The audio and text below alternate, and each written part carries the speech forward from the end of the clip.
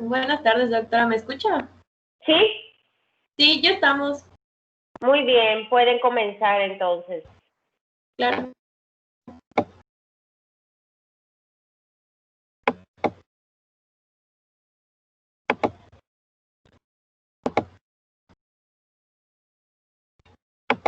¿Me pueden confirmar si ya se ve? Todavía no. A ver ahora. Samira, ¿verdad? Sí, doctora. Muy bien. Adelante, Samira. Ya se ve. ¿Ya se ve? Bueno. Ya. Mi compañera Paola y yo les vamos a hablar de lo que viene siendo el coma. En cuanto a la definición, el coma es un estado de no respuesta en el cual el paciente va a estar con los ojos cerrados y que no va a responder a estímulos apropiadamente, aun cuando estos sean dolorosos. Va a ser un estado profundo, similar a un sueño, del cual va a ser casi imposible despertar a una persona.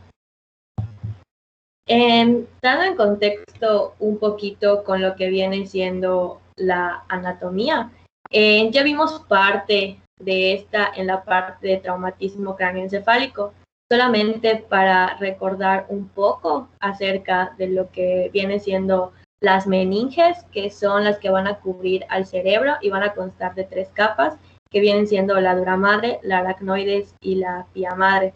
La dura madre va a ser una membrana dura y fibrosa que se va a adherir firmemente a la superficie interna del hueso del cráneo. En sitios específicos, la dura madre se va a dividir en 2 hojas y va a englobar a lo que vienen siendo grandes senos venosos, que van a constituir pues el principal sistema de drenaje venoso del encéfalo. Las laceraciones de estos senos venosos pueden causar lo que es alguna hemorragia masiva. En cuanto a lo que sigue debajo de la dura madre, va a estar la segunda capa, que es delgada y transparente, que es la aracnoides. Debido a que la dura madre no va a estar completamente unida a la aracnoides, puede haber un espacio entre ellos, que es el espacio subdural, en el cual pueden ocurrir las hemorragias. En cuanto al traumatismo craneoencefálico, pues a veces las lesiones pueden lacerar lo que vienen siendo vasos que se encuentran en esas áreas, causando hematomas, que pueden también ver afectada la parte de la conciencia y el estado de vigilia del paciente. La tercera capa pues es la pía madre, que esta va a estar firmemente adherida a lo que viene siendo la superficie cerebral. El líquido cefalorraquídeo va a llenar este espacio entre la aracnoides y la pía madre y se le conoce como espacio subaracnoideo. Y igual las hemorragias en este espacio pueden llenarse de líquido. En cuanto al encéfalo, este va a estar constituido por lo que viene siendo el cerebro, el cerebelo y el tronco cerebral. El lóbulo frontal es el que se va a relacionar con las emociones, las funciones motoras y en el hemisferio dominante con la expresión del lenguaje. El lóbulo parietal va a estar involucrado en las funciones sensoriales y en la orientación espacial. El lóbulo temporal, la memoria, y el occipital en la visión. El tronco cerebral se va a componer de lo que es el mesencéfalo, la protuberancia y el bulbo, donde el mesencéfalo es la parte superior a la protuberancia y va a albergar al sistema, de reticular activador, que va a ser el responsable de lo que es el estado de alerta. Los centros vitales cardiorrespiratorios van a estar en el bulbo, que se va a continuar hacia abajo con lo que viene siendo la médula espinal. A las lesiones pequeñas del tronco cerebral pueden asociarse pues déficits neurológicos graves. El cerebelo va a ser responsable de mantener la coordinación y el equilibrio y se va a ubicar en la fosa posterior y pues sus conexiones con la médula espinal, el tronco cerebral y los hemisferios van a servir. En cuanto a los compartimientos intracraneales, pues la tienda del cerebelo es lo que va a dividir en un territorio supratentorial o infratentorial. En cuanto a los pares craneales, van a ser importantes porque varios de estos se van a originar a partir de lo que viene siendo el tronco encefálico. Y pues obviamente cualquier compresión o lesión a algún nivel de este mismo puede causar esto de afectación a los pares craneales. No sé si quiere que los mencione, doctora. No, estás bien así. Posiblemente ya lo veamos luego de acuerdo Sí. a cómo estén en lo que parte de muerte cerebral. No hay problema. Ok, doctora. Tenemos al flujo sanguíneo cerebral, donde las neuronas van a depender del flujo sanguíneo y del aporte de oxígeno y la glucosa, pues para sobrevivir. El flujo sanguíneo cerebral en la sustancia gris es de aproximadamente de 75 mililitros por minuto por cada 100 gramos, mientras que de la sustancia blanca son 30 mililitros por minuto por cada 100 gramos. Normalmente se consume de oxígeno 3.5 mililitros por minuto por cada 100 gramos y se utiliza de glucosa 5 miligramos por cada 100 miligramos, perdón, 5 miligramos por cada 100 gramos por minuto. Las reservas de la glucosa, una vez que cesa lo que viene siendo la corriente sanguínea de la circulación, tienen 2 minutos para agotarse, mientras que las de oxígeno tienen de 8 a 10 segundos. Que esos son gran parte de los sustratos que hemos... Déjala allá la anterior, por favor, Samira. Claro, doctora. Que hemos hablado algunas veces de lo que son los sustratos.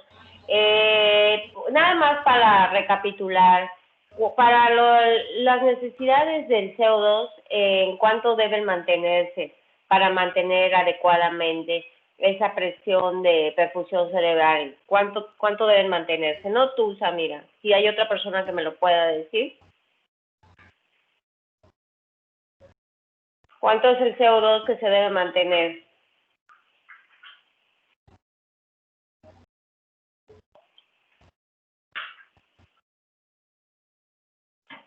A ver, ya escribieron, correcto, 35, ok. El exceso, ¿cuáles son las, a ver, vamos a ver, 35, 40, de acuerdo. Vamos a hablar un poquito de lo que ya debieron haber hablado en trauma craneoencefálico, nada más para aterrizar toda esta parte. ¿Cuánto es la presión de perfusión cerebral y cómo se mantiene o cómo se calcula o cómo se mantiene?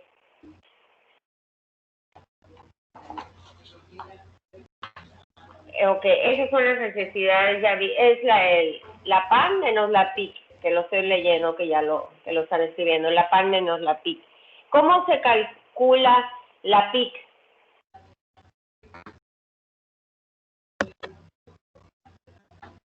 ¿Quién me dice?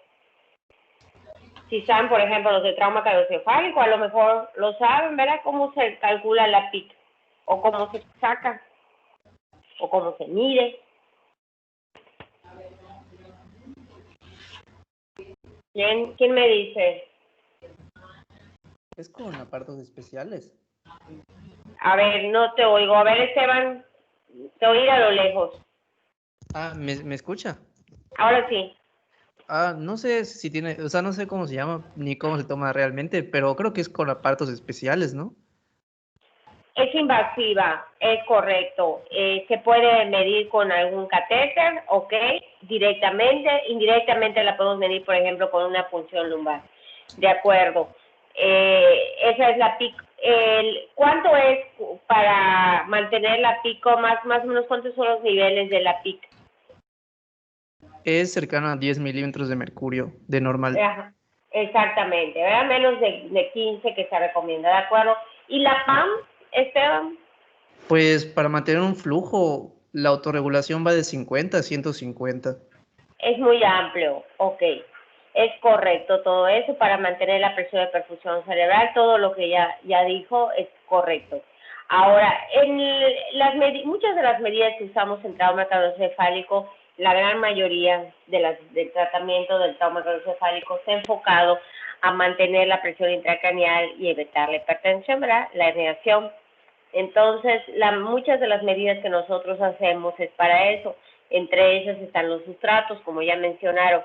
Si nosotros hacemos, por ejemplo, hay una medida que nosotros usamos a veces cuando el paciente ya está intubado, que es la hiperventilación transitoria para mantener el CO2, como ya mencionaron, en un límite entre 35 más o menos y 40. El hecho de bajar demasiado el CO2, ¿qué va a producir?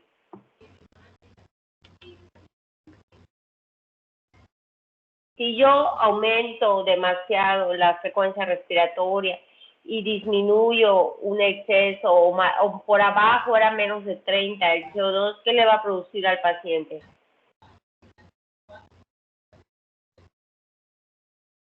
¿Qué pasa? A nivel cerebral, ¿qué va a pasar? Va a producir disminución de la perfusión cerebral, isquemia, y lo que produce es vasoconstricción, ¿verdad? Entonces, eso a su vez va a producir, es correcto, la isquemia y la disminución de la presión de perfusión cerebral. Por eso es tan importante mantener todos los sustratos. Aquí ustedes, de las cosas que ustedes, ¿verdad?, deben de encontrar, toda esta, que es cuánto consumimos de oxígeno, cuánto puedo aguantar sin oxígeno, cuántos por cada 100 gramos de masa encefálica, que más o menos es lo que pues se calcula, ¿no? Vamos a tener que 5 miligramos por minuto es de glucosa, todo lo que usted ya tiene. Y si nos vamos con el CO2, pues también sería más o menos en un límite de 35 a 40 también. Entonces, aquí tenemos gran parte de los sustratos. En cuanto, antes de seguir con esto que nos está presentando Samira, nada más para que me recuerden, si alguien puede alzar su mano y abrir su micrófono, para que me explique cómo era lo de la doctrina de Monro-Kelly, para mantener ese equilibrio. ¿De qué trataba esa teoría? Pues una doctrina le llaman, ¿verdad?, que está en el ACLS. Esto es para mantener el equilibrio. Adelante, Esteban. Sí, doctora, pues como usted dice, la doctrina de Monro-Kelly habla de cómo mantener el equilibrio de los volúmenes y presiones dentro del cráneo. Básicamente dice que todos los contenidos que están dentro del cráneo, que ocupan un volumen, debe mantenerse constante, o sea, no puede aumentar mucho este volumen porque la bóveda craneana, que es los huesos del cráneo, son muy rígidos y no pueden expandirse. Entonces, si el volumen incrementara mucho, la presión fácilmente puede llegar a aumentar, ¿no? Entonces, eso dice la doctrina, y ya pues luego te explican los mecanismos compensadores, ¿no? Que cuando hay, por ejemplo, una masa que aparece dentro del cráneo que no debería estar ahí, por ejemplo, un hematoma o un tumor, pues hay mecanismos compensadores. Quienes compensan son los líquidos que están dentro del cráneo, que es básicamente el líquido cefalorraquídeo y la sangre, principalmente la venosa, ¿no? Y entonces, cuando aparece esta masa, los líquidos pueden escapar del cráneo poco a poco, se va como que drenando, ¿no? Para que el volumen se mantenga constante y la presión no aumente tanto al principio. Pero cuando se agotan estos mecanismos de compensación, pues ya el volumen incrementa porque la masa sigue creciendo y pues la presión intracraneal ya se dispara hacia arriba y hay problemas ya de presión intracraneal elevada.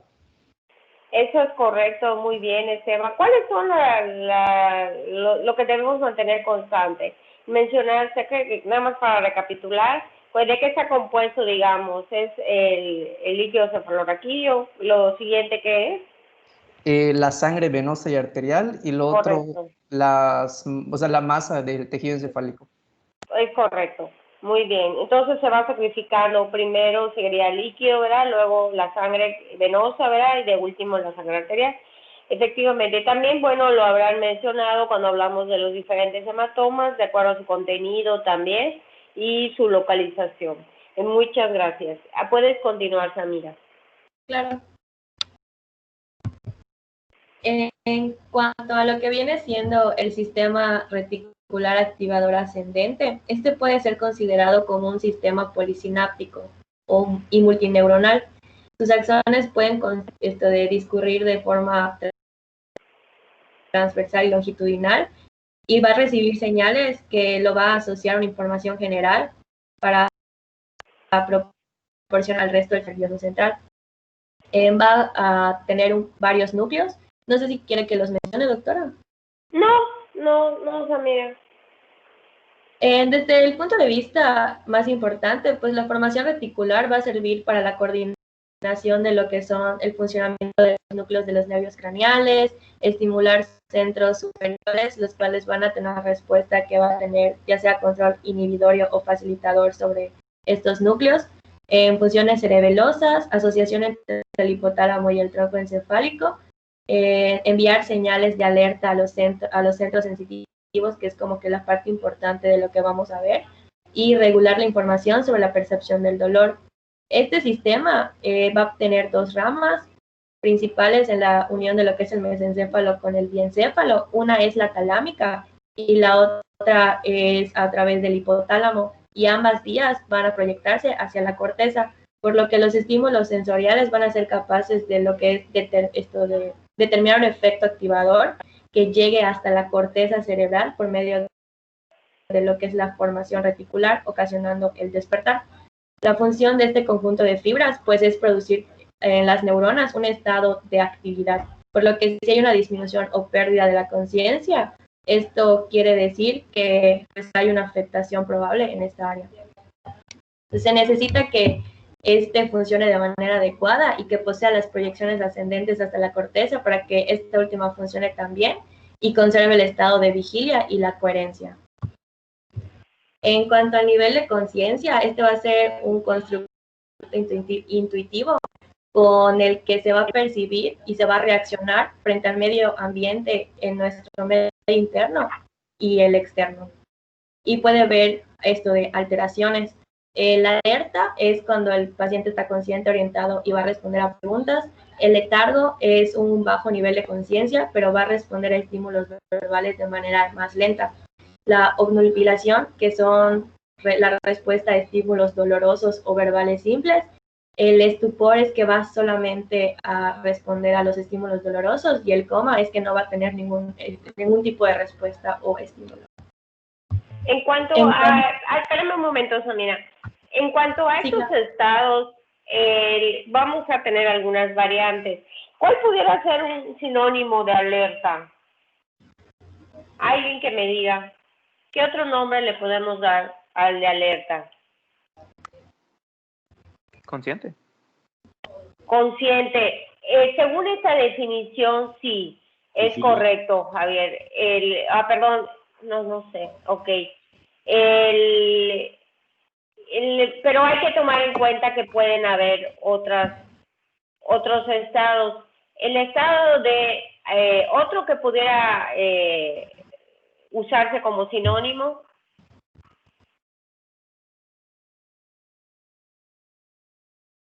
Despierto, de acuerdo. Entonces, aquí es importante que pudiéramos diferenciarlo, y eso lo quiero aclarar de una vez.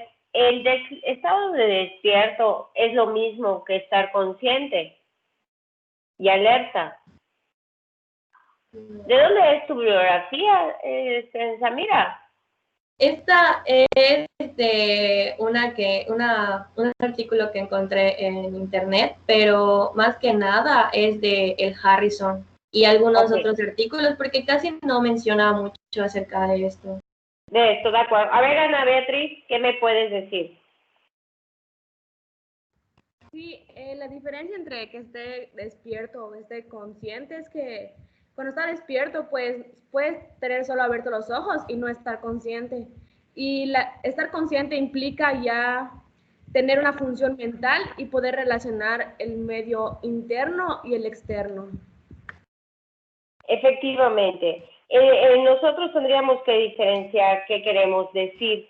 Alerta podría usarse, por ejemplo, con sinónimo de despierto. Alerta es que está pues, despierto, responde, tiene los ojos abiertos, ¿verdad? Aparentemente está alerta. El estado de conciencia, para evaluar conciencia tendríamos que hacer algunas preguntas, evaluar algunas funciones mentales superiores, Entonces nos tendríamos que ir un poquito más por decir consciente. Alerta y consciente, a mi parecer, no es igual. Es importante que lo aclaremos, ni despierto y consciente, ¿verdad? Para que lo podamos ir. El término letargo es también llamado, ¿cómo se pudiera usar el de letargo? Otros sinónimos que pudiéramos utilizar. Somnolencia. Somnolencia, exactamente. Ahí ya tendríamos otro, ¿verdad? Y sopor, como también lo están mencionando, exactamente. ¿Qué significa entonces sopor o somnolencia?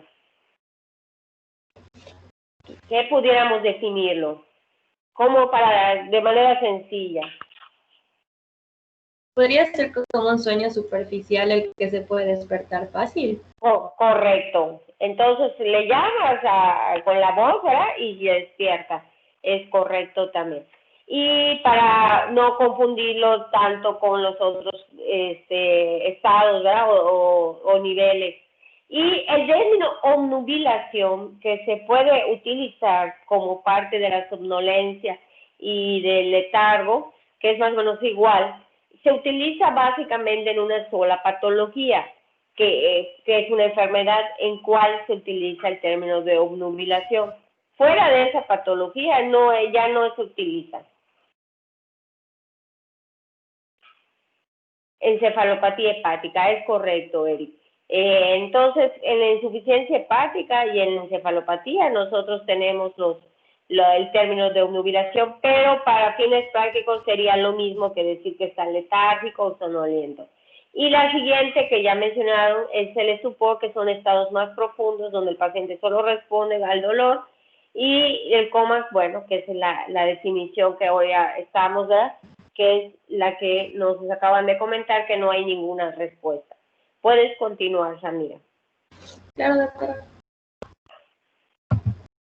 Las causas principales pues son lesiones que van a afectar al sistema reticular activador ascendente, la destrucción de grandes zonas de ambos hemisferios o la supresión de esta función reticulocerebral.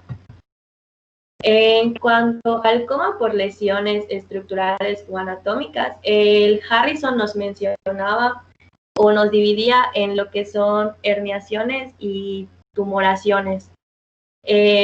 Cuanto a las herniaciones, pueden ser supratentoriales o infratentoriales. Las hernias van a ser un desplazamiento del encefálico hacia algún de tumor o una masa que va a comprimir o va a estar en un compartimiento que normalmente no debería de ocupar. Está la hernia subfalcina, la transtentorial central y la uncal. La más común es la uncal, donde la circunvolución temporal media anterior o el uncus va a entrar en lo que va a como que chocar, por así decir, contra el orificio tentorial que se encuentra a un lado del mesencéfalo.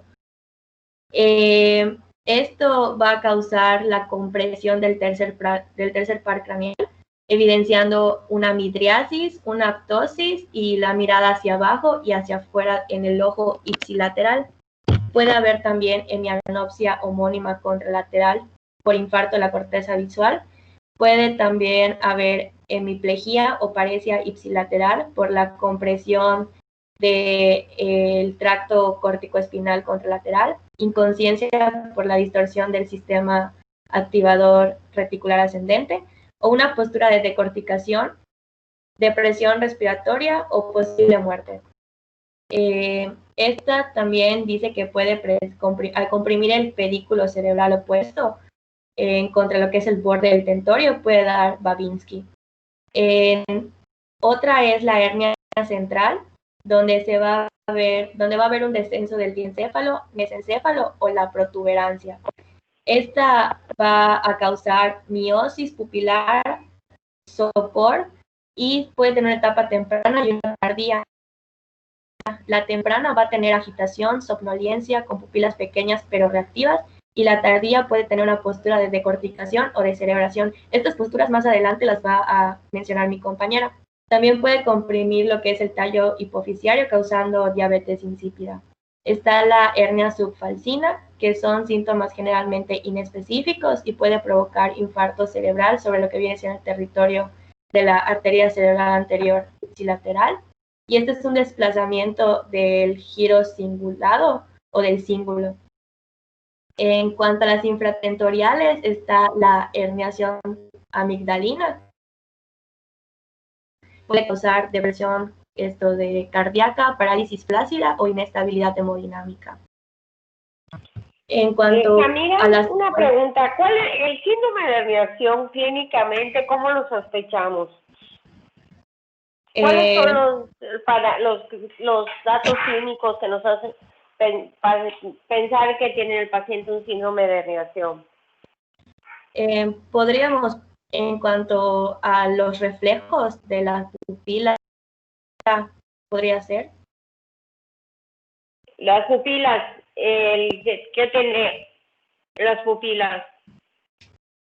O algún antecedente igual de un traumatismo, podría ser. Esos son los antecedentes, pero bueno, o más fácil, ¿cuál es la tríada de Cushing? La tríada de Cushing, no recuerdo bien. ¿Quién me recuerda cuál es la tríada de Cushing? Es la que tiene papiledema, vómitos, ahorita, hipertensión. Todo junto, ya se convirtió en un cuarteto. A ver, No. José Alejandro. Es para hipertensión intracraniana, es alteración o sea, alteración en la respiración, una hipertensión arterial y una bradicardia. Es correcto. ¿Eso qué nos indica? Recuérdame, como estás diciendo, José Alejandro, ¿qué nos indica? Hipertensión intracraniana. Exactamente. ¿Y se puede acompañar de un síndrome de herniación? Pues sí, porque por la doctrina se está sacrificando la masa, el único agujero por el que puede salirse es el agujero magno y se está creando la herniación. Es correcto. Entonces, muchas veces lo vamos a atender junto con los datos de hipertensión intracraniana. Lo que nosotros vemos, que es lo de la clínica que nos están mencionando, tanto como la hipertensión intracraniana con la tríada de Cushing, más los síntomas que nos está presentando Samira, tendríamos todo junto, ¿verdad? Una sospecha de un síndrome de herniación, que casi siempre es secundario a alguna de las cosas que iremos mencionando, que ya mencionaron también, tumores, hematomas, hemorragias, etcétera, ¿no? Eso puede condicionar una hipertensión intracraneal que a su vez va a dar lugar muchas veces a un síndrome de herniación. Me preguntaba aquí, Jorge Alejandro, Samira, que ¿cuál es la más mortal y que produzca muerte instantánea? ¿Tú qué piensas? Yo creo que es algo fácil de pensar. A ver, Samira. Sé que la más común es la hernia oncal y me imagino igual la hernia amigdalina puede causar paro respiratorio y muerte porque comprime el bulbo raquídeo, pero... No es correcto, está perfecto. Okay. La más común es la hernia oncal, pero si uno hablara de una muerte instantánea, como preguntó Jorge, si uno hablara de una muerte instantánea, la que te lo puede producir porque es directamente en lo que es el bulbo y la protuberancia, y por ahí es la amigdalina. Correcto, Samira, puedes continuar. Claro. Igual, el Harrison menciona de las tumoraciones en cuanto al desplazamiento de lo que viene siendo la calcificación de la glándula pineal. Si es de 3 a 5 milímetros este desplazamiento horizontal, puede causar somnolencia. Si es de 6 a 8, puede causar estupor. Y si es mayor a 9, coma. Esta calcificación, pues la podemos ver como algo normal muchas veces, dependiendo de la edad del paciente también. Y ya un crecimiento anómalo es lo que nos puede causar esto. ¿Puedes continuar? En cuanto a las otras lesiones o como no sabía si solamente quería las herniaciones y las tumoraciones, pues traté de buscar un poquito más de información. Y supratentoriales igual pueden ser intracerebrales o extracerebrales. Intracerebrales como hemorragia cerebral, hemorragia intraventricular, un infarto celular extenso, tumores, infecciones. O extracerebrales como igualmente tumores, hidrocefalia, alguna hemorragia postraumática o un empiema. Y las infratentoriales igual pueden ser por una oclusión basilar, hematomas, hemorragias, infartos, aneurismas, abscesos o granulomas. Realmente no había mucha información de estas. Mayor reto se enfocaba mayormente a las tumoraciones y a las hernias. Sí, doctor. Eso es suficiente en cuanto... Déjamela aquí un momento. Sí, claro. En esta podemos recordar, ¿verdad?, que pueden ser supratentoriales por su localización o intratentoriales.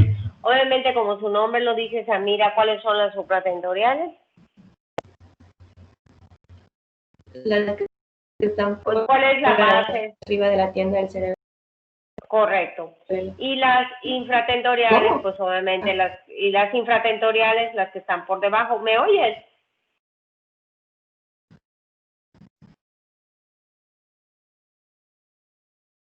Sí, doctora, ya es que me trae un poquito. No, también yo, supongo, porque es así súper bajita la luz. Entonces, de acuerdo a su localización, pueden ser supratentoriales o infratentoriales. Entre las infratentoriales, pues dependiendo de la localización, tenemos los hematomas, ¿verdad? De lo mismo, las que pueden estar dependiendo de qué lóbulos, ¿verdad? Vamos a tener las lesiones para arriba, ¿verdad? Que pueden ser epidurales, subdurales, dependiendo. La gran diferencia, por ejemplo, en los hematomas, en este caso, bueno, si hablamos de los subdurales, generalmente, ¿por qué se pueden considerar infratentoriales, los subdurales? Tal vez tendríamos que recordar un poco de qué se forma un hematoma subdural. ¿De qué está formado?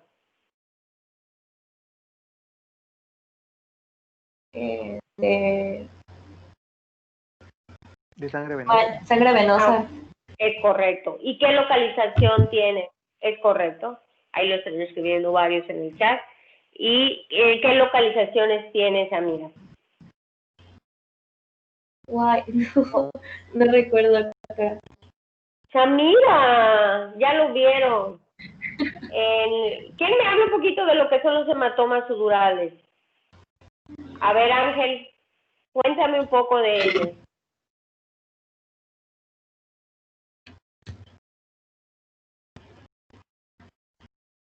Ángel, Kim. ¿Me escucha, doctora? Sí, a lo lejos, Ángel, pero te oigo. Pero específicamente, como que... Lo que tú sepas. A ver, cuéntame, y yo te digo. Bueno, pues lo que habíamos visto era que, como ya mencionaron mis compañeros en el chat también, pues es mayormente sangre venosa de las conexiones venosas que se meten por la zona subdural entre la dura madre y la aracnoides. Pues como las capas están, ¿cómo se dice? O sea, no están fijadas una a la otra. La sangre, cuando se empieza a acumular, empieza a tomar la forma la forma del borde del cerebro, ¿no? Por eso se caracteriza que tiene la forma de media luna, si no me equivoco, a diferencia de la epidural, que trae o sea, que es más como ovoide, porque las capas se van extendiendo de las puntas, o sea, de los extremos de donde está pues la hemorragia. Es correcto. A ver, Ángel, eso es que acabas de decir es una de las cosas más importantes, porque no, y ya lo han mencionado igual aquí en el chat, que como abarca varias regiones y se va escurriendo la sangre por diferentes partes entre las meninges, puede ocupar varias zonas. Entre las zonas más comunes donde se origina, ¿cuáles son? Había leído, o sea, no sé si es de la si es de la subdural o de la epidural la que estoy diciendo, pero recuerdo que en unas era la temporal y la temporoparietal. Pero creo que es de la epidural la que estoy diciendo. No sé puede ser la temporal, normalmente es epidural por la zona, ¿verdad? Pero puede ser parietal, sí puede ser temporoparietal, ya tienes que ver más bien desde dónde lo ves en una tomografía, pues más o menos desde dónde lo ves.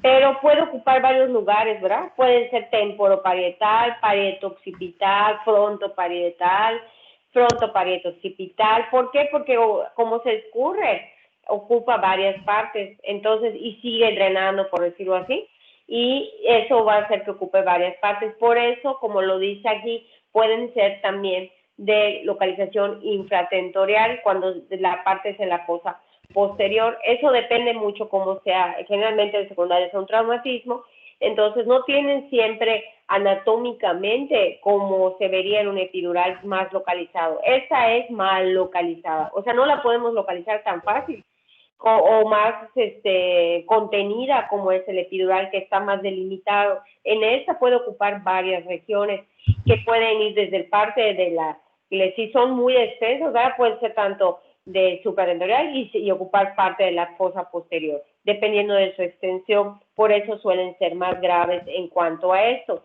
Y en cuanto a su contenido, pues, o muerte, digamos, pues son peor las epidurales, porque como si son muy grandes y se concentran, eso va a producir en lo que es el efecto de masa más rápido. Bueno, entonces aquí tendríamos una de las clasificaciones más importantes en cuanto a que pueden ser, y aquí lo que les repito, ya lo mencionaron, ¿verdad? De las hemorragias, la hidrocefalia, los hematomas, dependiendo de su localización, abscesos, tumores. Aquí, pues, básicamente es de acuerdo a la localización. Si son supratentoriales o infratentoriales por mucho, y pues por lógica, las infratentoriales suelen ser más graves. Puedes continuar, Samira.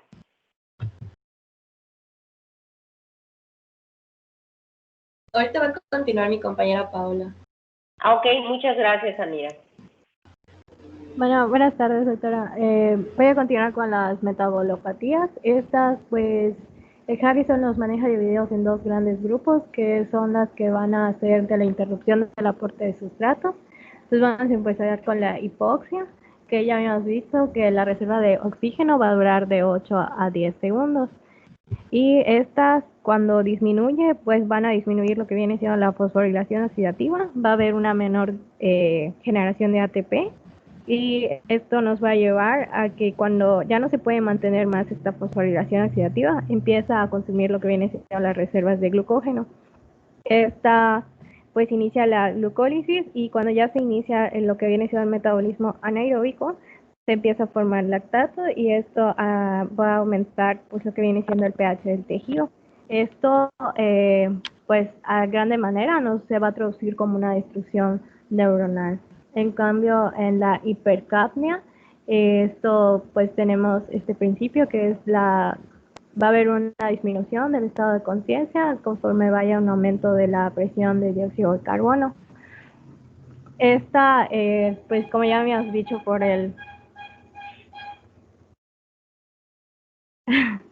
perdón, por el principio de Monro, pues va a provocar una vasodilatación. Esto va a haber un aumento del flujo sanguíneo cerebral, esto cuando se puede todavía mantener, y cuando no, pues empieza a haber la formación del ácido araquidónico, y esto nos viene a formar lo que viene siendo un edema cerebral por el aumento de la presión intracraneal. Siguiente, Samira, por favor. Ahora, en la hipotermia, pues generalmente los pacientes van a llegar con un antecedente de exposición prolongada al frío, y en la bibliografía que yo tomé, pues se maneja que puede ser menor a 28 grados centígrados cuando ya se presenta el coma. El Harrison te lo maneja con menor a 31, si no me equivoco. Y estas pues va a estar acompañado de pérdida de los reflejos musculares y de hipotensión. En cambio, en la hipertermia va a provocar lo que viene siendo daño cerebral por un aumento de la presión intracraneal, esto por el incremento de flujo y de volumen sanguíneo del cerebro. Siguiente, por favor. En cuanto a la hiponatremia, pues se va a generar el coma cuando hay concentraciones séricas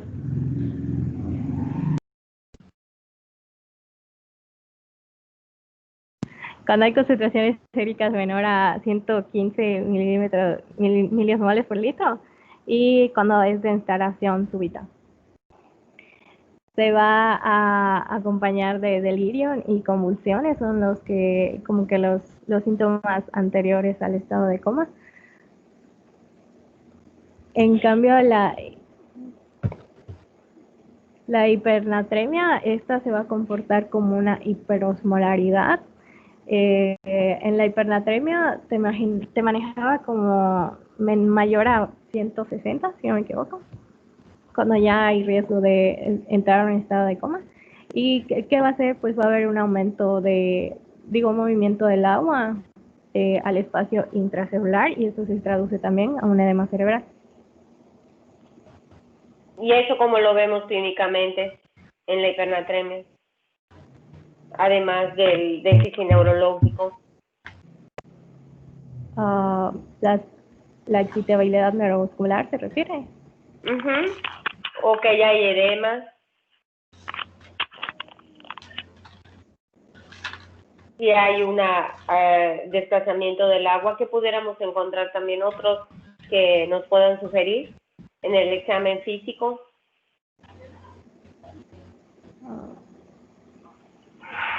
¿Alguien más que nos pueda apoyar? Deshidratación. No sé, deshidratación. Pudiera ser datos de deshidratación, por ejemplo, cosas como los niños, ¿verdad? ¿Qué habría clínicamente, Paula?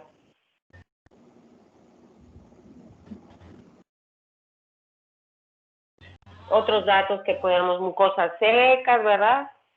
Ajá, sí. Ok. El que no haya lagrimeo, ojos hundidos, llanto sin lágrimas, exactamente, muy bien. Antes de seguir avanzando en estas partes, quiero preguntarles, por ejemplo, otros ejemplos que relacionados a lo que ustedes están mencionando. ¿Cómo pudiera yo sospechar o qué tipos de edema cerebral pudieran estar? A veces en el coma es difícil determinar si el origen es estructural o es metabólico. A veces si hay una tumoración, como ya mencionaron, si hay una hemorragia, eso es más fácil. Pero a veces nos tenemos que basar de otros datos para pensar en el origen del coma. A veces pudiéramos tener solo edema cerebral en una tomografía y el edema cerebral pudiera ser de varias causas, creo que ya lo hemos mencionado. El edema cerebral puede tener tanto causas metabólicas como estructurales. Y hablando un poquito de eso, ¿cuáles son los tipos de edema cerebral que nosotros conocemos o quién me dice los que conocen? ¿Cómo puede ser el edema cerebral? El edema cerebral, les repito, puede tener varios orígenes. Puede ser de origen o más que nada secundario a lesiones estructurales o secundario a alteraciones metabólicas. A ver, Alfonso, cuéntame un poquito del vasogénico. Pues no recuerdo mucho, doctora, solo que, pues como su nombre lo dice, proviene directamente de un escape de líquidos desde los vasos sanguíneos.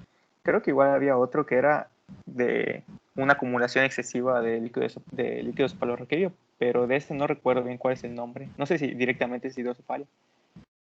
Es hidrocefálico, puede tener otro nombre, pero normalmente se conoce como hidrocefálico. El vasogénico secundario generalmente, ¿a qué es? Hablando, como les comento, vamos a tratar de unir un poco lo que ustedes ya vieron en trauma craneoencefálico con esto. El secundario, ¿qué es lo que pasa? La causa más común del vasogénico. ¿Por trauma, tal vez? El trauma craneoencefálico, ¿qué es lo que sucede? Pues hay una con ruptura esos vasos, ajá. del vaso, o sea, ajá. Ok. ¿Y qué más? ¿Qué pasa? ¿Qué otras regiones pudieran estar comprometidas? ¿Qué otras qué, perdón? Regiones o alteraciones tenemos en el vasogénico además. Que se acuerden. Es el edema cerebral más común. Es su causa, digamos, número 1 es el trauma craneoencefálico. ¿Te acuerdas de algo más, Alfonso? La verdad, no, doctora, no recuerdo nada. Ok, muy bien, muy bien. Ángel, Pero creo... que tú te acuerdas y me puedes decir, por ejemplo, el citotóxico de una vez. ¿Te acuerdas de algo más del vasogénico?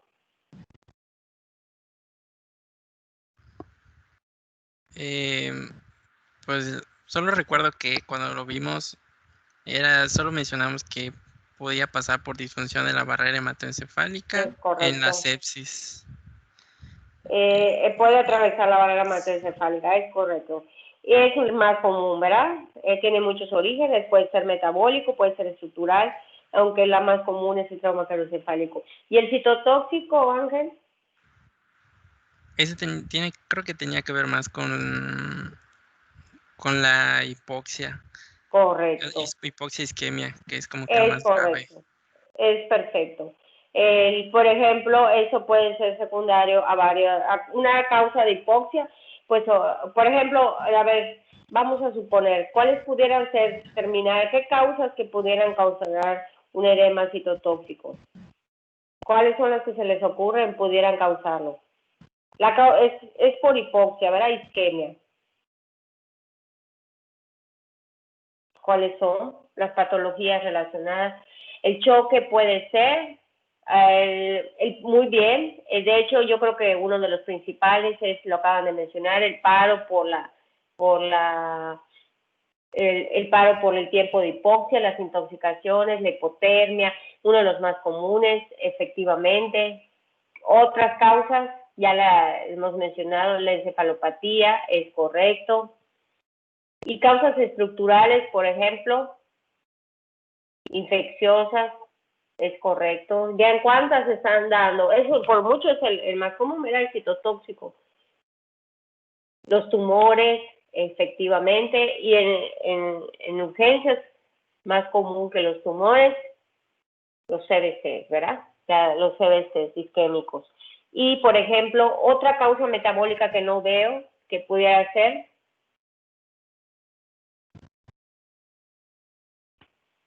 una de las causas comunes en urgencias, y es un sustrato, del cual ya mencionamos.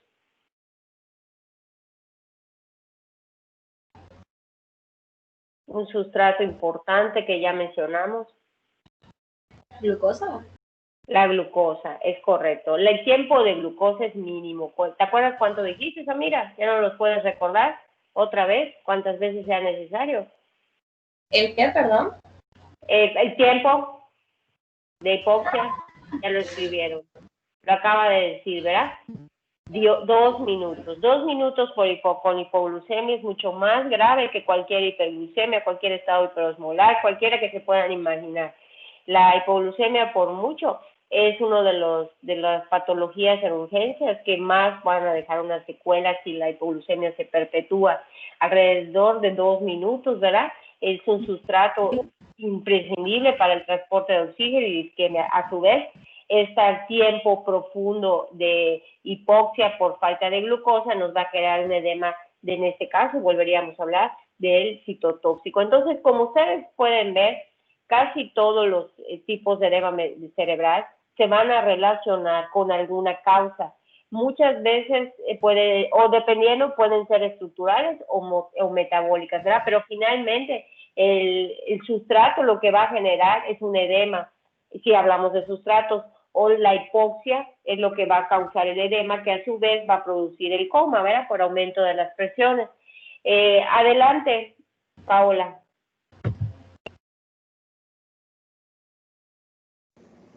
Bueno, ¿le puedes dar siguiente, Samira, por favor? Mientras pones esto, voy a contestar en voz alta lo que dijo Paulo. ¿Qué tan baja debe ser la glucemia para causar hipoxia? No es un nivel que yo te pueda decir, porque, por ejemplo, dependiendo del paciente, ¿no? Aquí tendrá que contar el paciente. Si es un paciente, por ejemplo, diabético, pues no necesita ser tan baja la cantidad de glucosa para que genere la hipoxia o los datos de hipoglucemia. Y me voy a ir, por ejemplo, ahorita, ¿cuál es la tríada de la hipoglucemia? Para saber si realmente cumple criterios de hipoglucemia. Es una tríada también. ¿Cómo se llama la tríada? ¿Y cuál es? La tríada es de Whipple, correcto, Eric. Entonces, ¿y quiénes la conforman? Todo es una tríada, ya les vieron la tríada de Cushy, ahora la tríada de Whipple, ¿cuál es? ¿Qué le conforman? La tríada de Whipple es que se documente la hipoglucemia, que tenga síntomas compatibles con la hipoglucemia, la pérdida del estado de conciencia, síntomas vegetativos, y después que esos síntomas reviertan con la administración de glucosa. Es muy correcto, Eric. Gracias. Y eso espero que conteste tu pregunta, Paulo. Esta tríada, un paciente diabético la puede presentar, por decir tu nivel, con 60, 70 de glucosa. Mientras que, por ejemplo, una persona sana puede ser que tolere un poco más una hipoglucemia, que si maneja, no sé, 70, 80 basal, puede ser necesario que llegue hasta 50 o 40 para presentar estos datos.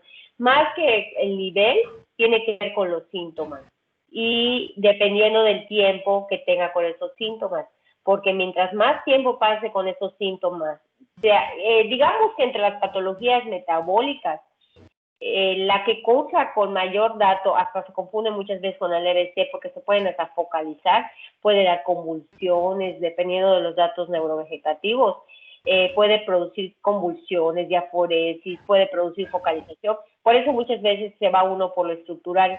Entonces, eso hace que la hipoglucemia se perpetúe porque nadie le hace un destrophis, ¿verdad? Entonces, eso es lo que va a generar más bien la encefalopatía, que en este caso sería hipóxica isquémica, como en el paro más o menos, por el tiempo de no tener el sustrato. Entonces, aquí recalcando el punto, no es tanto el nivel, sino los síntomas que puede generar ese nivel y el tiempo que ese nivel esté en el organismo sin darse una respuesta, porque eso es lo que genera la hipoxia, y la hipoxia es lo que genera la isquemia, y a su vez esto es lo que va a crear la encefalopatía, que generaría el coma. Puedes continuar, Paola.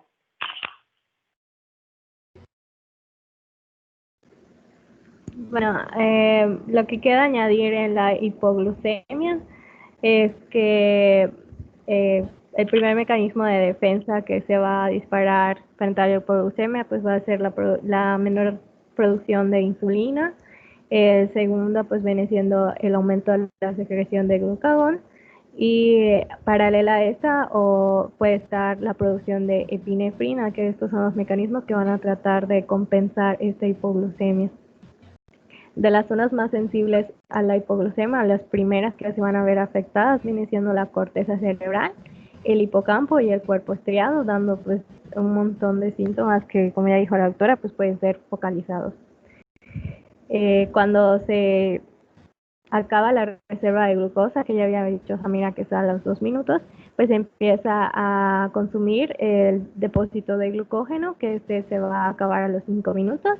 Luego de pues empieza la utilización de los fosfolípidos, en donde se empiezan a liberar ácidos grasos libres, entre el que destaca el ácido araquidónico, y pues el metabolismo de este genera especies reactivas de oxígeno.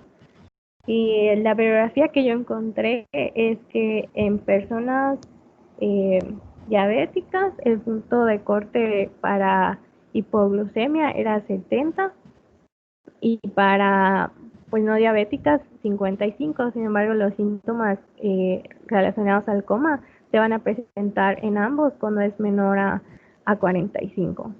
Y esta se debe revertir, o cuando se sospecha de coma por hipoglucemia, se debe administrar 5 mililitros de solución glucosada al 50%, lo que te va a dar un aporte de 25 gramos de glucosa. A ver, otra vez, ¿cómo estuvo, Paola? ¿No? 50, no sé, perdón. ya lo vimos, Paola, estoy segura. A ver, otra 50. vez. A ver, otra vez. Perdón, 50 mililitros de solución glucosada al 50%, los que te van a dar un aporte de 25 gramos, si no me equivoco. Es correcto.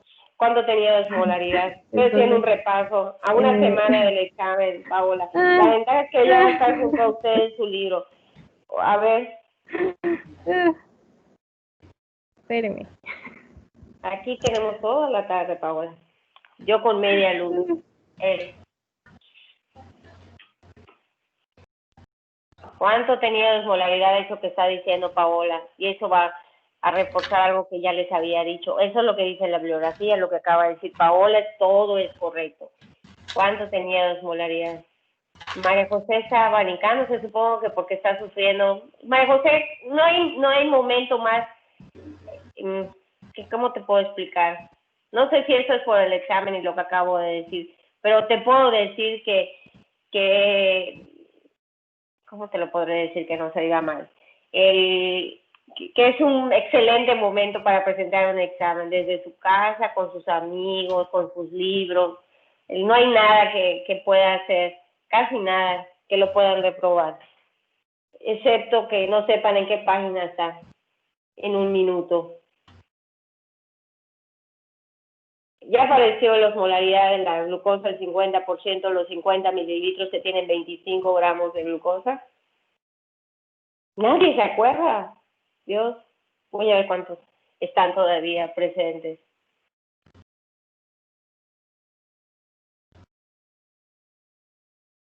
Hay 35 según esto. Físicamente, aparentemente. Esa es el común, ¿verdad? En lo que está diciendo Alfonso. Pero Alfonso, acuérdate de lo que estamos platicando. Más o menos lo que hay. Un poco menos.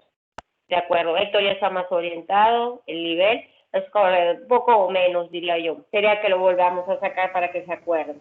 Pero sí, alrededor de los 1000 miliosmoles. Pasarlos por vías periféricas, les comentaba, podrían matar al paciente. Hoy en día, se prefiere tomar esos 50 mililitros que mencionó Paola y hacerlo un poco dosis-respuesta. Ahí va Jessica, ya está bajando la apuesta, ya están apareciendo los libros. ¿Ya ven? Qué rápido. ¿Cuánto nos ha llevado? 2 minutos. Es 1 minuto por pregunta. Tienen que hacerlo más rápido. Bueno, volviendo al punto. Eso hoy en día se hace con un poquito más dosis-respuesta. Lo que dijo Paola es totalmente cierto, correcto, está en la bibliografía. Pero en la práctica nosotros ya no optamos por pasar a los 50 mililitros porque tiene una altísima osmolaridad. Por lo tanto, de los 50 mililitros le pasamos, por decir algo, unos 25 o 30. Si responde, ahí lo dejamos. Si no responde, le dejamos un poquito más, dependiendo del nivel, también del daño neurológico. Si está súper mal, pues le pasamos los 50. Eso es variable. Tratando de evitar cambios bruscos de osmolaridad. De esa parte me gustaría nada más recalcarles. Es correcto lo que dijo. ¿Ya viste, Víctor? Así van a estar. ¿Entre cuántos, Víctor? Hagan bien sus equipos. Déjenme, esto me puede llevar toda una hora explicarles cómo lo pueden hacer. Adelante, Paola.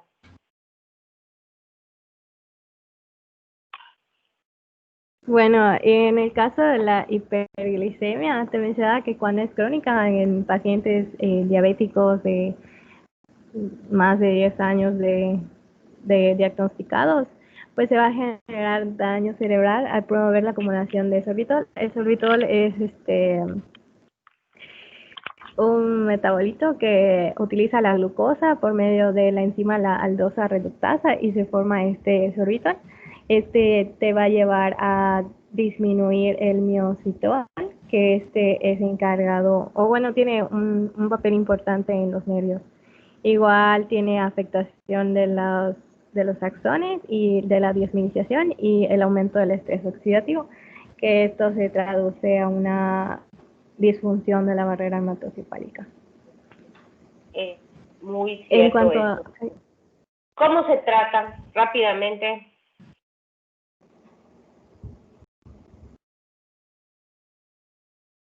¿Te fuiste, Paola? ¿No me oyen? Yo me fui. ¿Alguien que me conteste? Sí se escucha usted, doctora. Yo sí. Y Sí. Paola me abandonó nada más cuando le pregunté cómo se trata. Disculpe.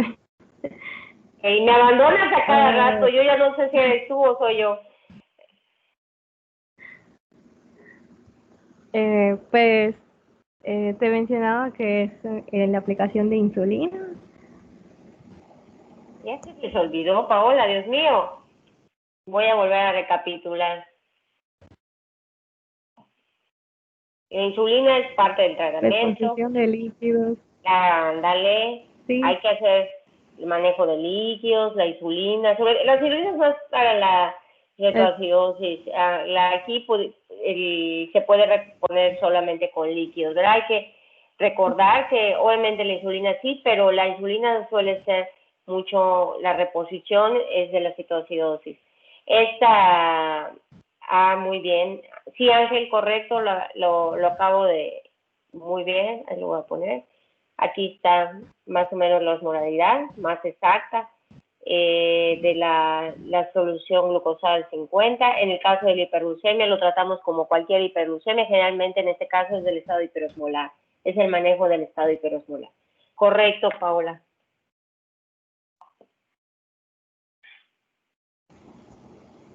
Bueno, continuamos con la falla hepática. Pues va a producir daño cerebral por el aumento de amoníaco.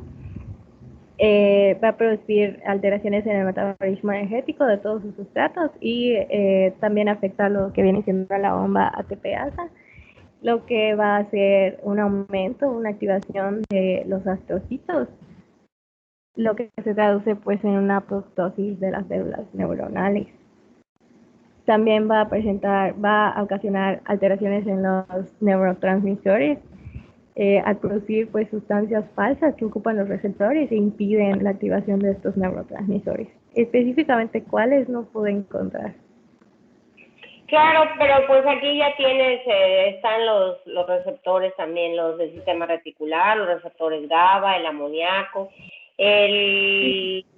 ¿cómo se llama la clasificación de la encefalopatía hepática? Ya lo habíamos mencionado, creo yo. Nada más para recapitular, ¿cuántos grados hay? ¿Cómo se trata? Rápidamente, Paola. ¿La clasificación? ¿Cuántos grados son? Muy bien.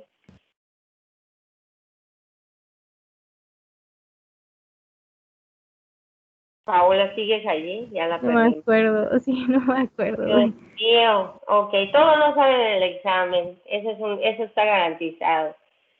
Son 4 grados. Alguien que abra su micrófono mientras alguien la busca y la pega. Alguien que me la diga para que yo no me sienta aquí, solo Paola que se está riendo de mí. Que me abra alguien su micrófono y nos dice, mientras alguien la pone y la sube, para recordar un poquito. Rápidamente Alfonso ya lo hizo. A ver, Alfonso, abre tu micrófono, por favor. Ya, doctora. Adelante. Pues es eso, tal cual. O sea, se divide en 4 grados. En el primer grado, los síntomas pueden ser euforia, atención disminuida, alteración del ritmo del sueño y deterioro en la capacidad de suma y resta, señala aquí. Okay. No sé qué tan sensible sea eso, cosas pero... fáciles, ¿verdad? No le vas a poner a restar, preguntas sencillas. Lo más característico, dirías tú. Me imagino que la atención disminuida. Ajá. Y lo que es sueño vigilia es una de las más características, que los familiares siempre te dicen que inversión sueño vigilia. que siempre te dicen que de noche está despierto y que en el día que todos están despiertos están dormidos. Eso así, muy, muy característico. En el grado 2, ¿qué es lo más característico, Alfonso? Pues ya que está en negritas, me da la idea de qué es eso, pero la verdad no sé qué significa. Asteriscis, eso dice. Ajá, La asteriscis, el flapping, es lo mismo. ¿Cómo se evalúa? ¿Lo sabes? No, o sea, la verdad no sé qué significa asteriscis. ¿No sabes qué es la asteriscis? No, doctora. Okay. Como temblores, ¿no? De las manos. El temblor en reposo, es correcto. El paciente está en reposo su mano y se hace un pequeño, que es el flapping, es lo mismo. Es la asteriscis como el temblor fino de las extremidades. Mucho, por ejemplo, en el grado 2 está fácil, porque en el grado 2 vendría siendo la obnubilación, como le podemos mencionar, y aquí lo leemos, letargia, desorientación, cambios de personalidad, pero de lo que yo aquí les diría sería la letargia, obnubilación, desorientación. O sea, aquí ya está confuso. Y lo más característico es la presencia de la asterixis, que en el grado 2 lo podemos evaluar mucho mejor, pero en el grado 4 nos tenemos que apoyar de otros datos como son la fuera dentada, ¿verdad? Otros datos, o Babinski, otras cosas, porque ya las asterixis es muy difícil valorarlas en los estados avanzados. Del grado 3 ya hablaríamos ya de estupor, y pudiéramos tener posturas ya de decorticación. En el grado 4 tendríamos ya el coma, ¿verdad? Y aquí pudiéramos tener ya lo que es Babinski y algunos otros datos de irritación meningia, posturas de decorticación también. Aquí ya aparecerían las respiraciones también de Cheyne-Stokes, las respiraciones metabólicas, que pueden ser, que supongo vamos a hablar rápidamente o mencionar cómo son. Y aquí, ¿cómo se trata, Paola? Más fácil de evaluar los grados, obviamente, 1 y 2. Más complicados el grado 3 y el grado 4, porque los signos ya son más indirectos, o sea, son generalizados, ¿no? A menos que pues tú ya sepas que tienes cirrosis y todo eso. Paola, ¿cómo se trata de manera general?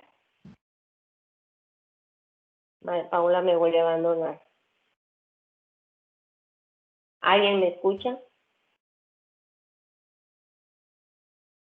Dios. Sí, doctora, Ya nadie me me escuchamos. ¿Sí? Se escucha, doctora. Ok. Paola, ¿sigues allí o ya te fuiste? Pues yo me imagino que igual con la reposición de líquidos, pero de manera controlada. ¿Qué es lo más característico o lo que más se utiliza para el tratamiento de la encefalopatía hepática, Paola?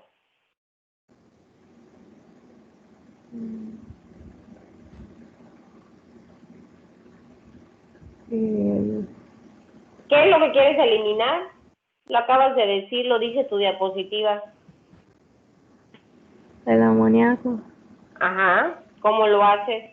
¿Cuáles son las medidas llamadas antiamonio?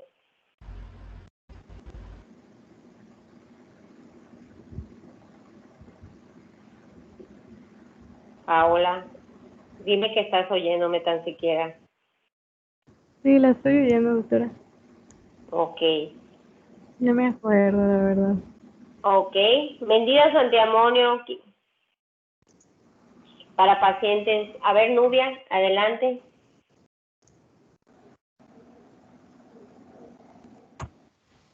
¿Me escuchan?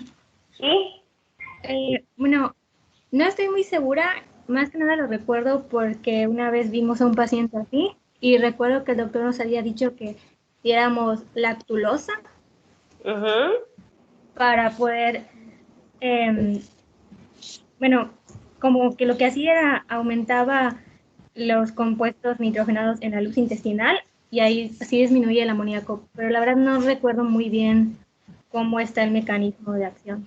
Es correcto, y lo que va a hacer finalmente es unirse y eliminarlo, como la diarrea, ¿no? ¿Ok? ¿Algún otro que se acuerde? Hay medidas que, los líquidos sí, pero, Jessica, sí se usan los líquidos, pero aquí muchísimo menos, porque muchas veces están acompañados de datos de falla renal.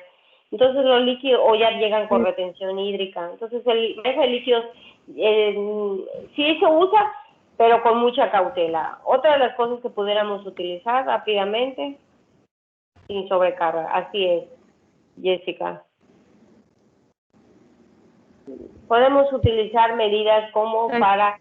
Perdón, ¿sí?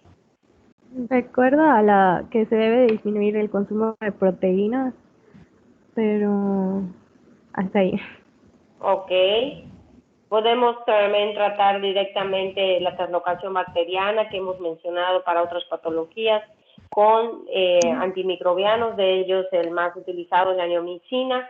Si es oral, también se puede administrar por zona nasogástrica, se puede utilizar el metronidazol. Si dependiendo de la causa, pues podemos utilizar otras cosas, ¿no? Pero la causa, ya, pues, obviamente la principal causa es la cirrosis y la hipertensión portal. Entonces tenemos que tratar también la hipertensión portal, ¿no? Pero lo que se busca es evitar la translocación, que tenemos otra de las cosas, el sangrado, quitarlos, todo eso. Adelante, Paola.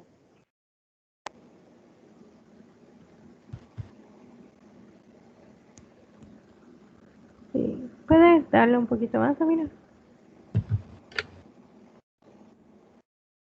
Y la encefalopatía de Wernicke, que es una enfermedad neuropsiquiátrica que se presenta por la deficiencia de tiamina, que es la vitamina B1. Esta va a estar acompañada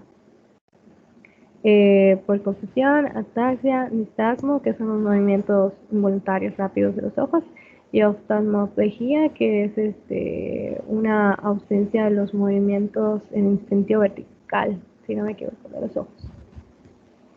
En el hospital, ¿qué causa la encefalopatía de Wernicke, Paola? En el hospital. O sea, el paciente, ¿en qué paciente sospechamos que tiene encefalopatía de Wernicke?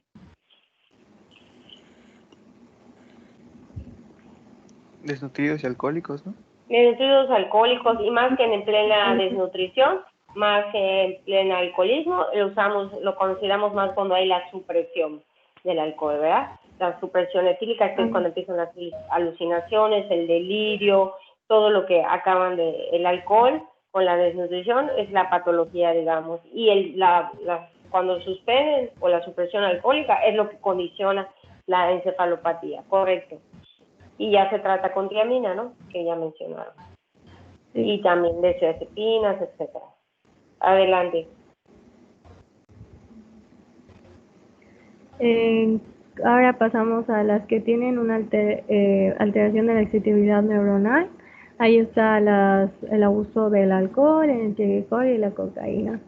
Del alcohol te mencionaba que esta se va a presentar una disminución del estado de conciencia, pero cuando la persona no está acostumbrada a beber alcohol, pues se va a presentar cuando tiene concentraciones hídricas de 43 milimoles, y el coma o estupor se va a presentar cuando tiene mayores de 65. Sin embargo, pues la persona que ya está acostumbrada puede estar bien incluso con estas concentraciones.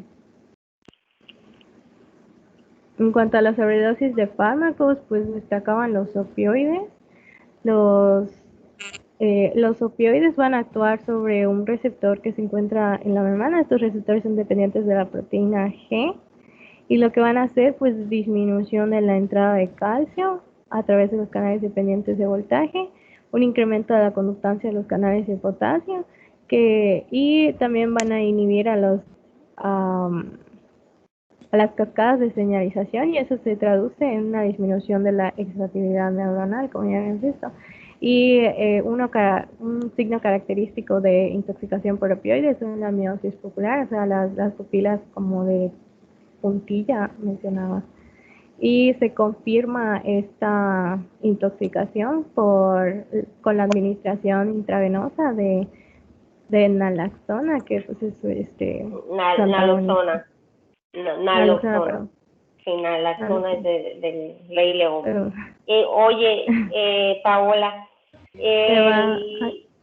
pero déjame te pregunto algo, porque te lo va a preguntar el doctor Tualito el viernes. ¿Todos los opioides producen miosis pupilar?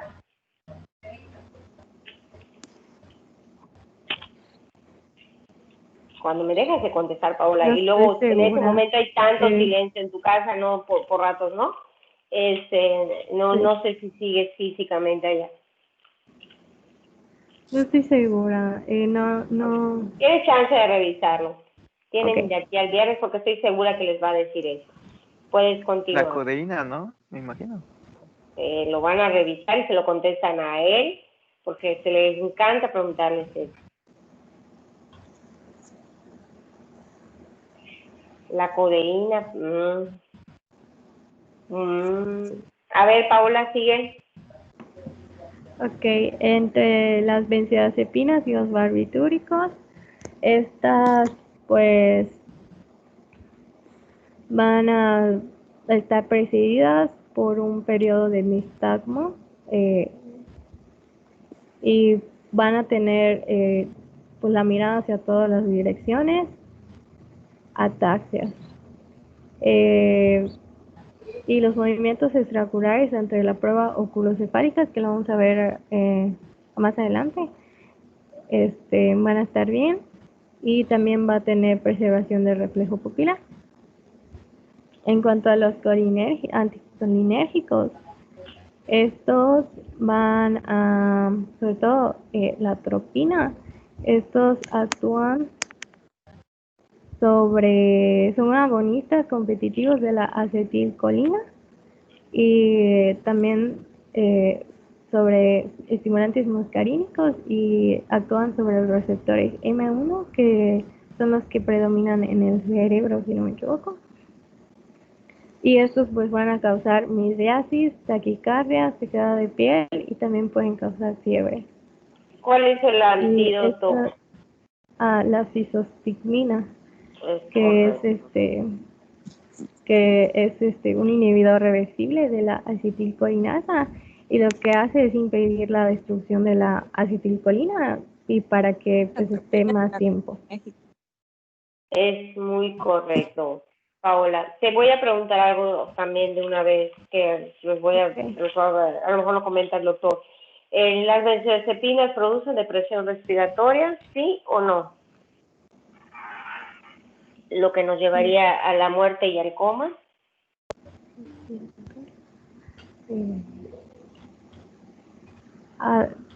Creo que sí, a dosis altas.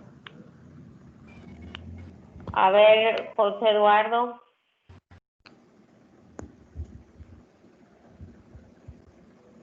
Sí, doctora. A ver.